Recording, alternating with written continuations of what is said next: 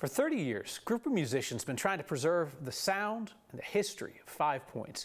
Music and stories they share with the hope that that'll keep the influence of black artists from disappearing. This group here is devoted to the preservation of the sounds of Five Points that I heard 70 years ago as a child.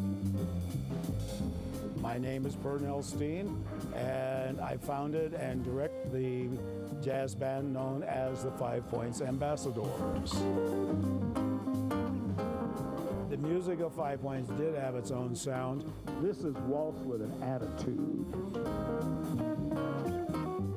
The true history of Five Points jazz is right at 1 century old, early 20s.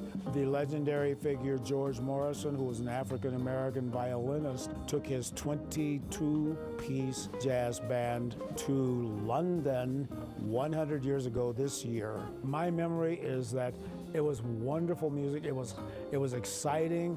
It was fun. You like Duke Ellington? You know, here we were in Denver, Colorado, looking at some of these legendary figures, and I'm saying, wow, they came to Denver, you know? We were like little kids standing outside of a toy store. Something in your eyes I see.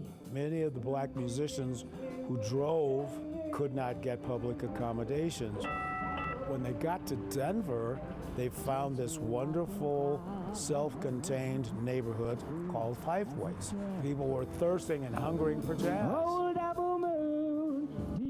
So we want to keep the true history of Five Points alive.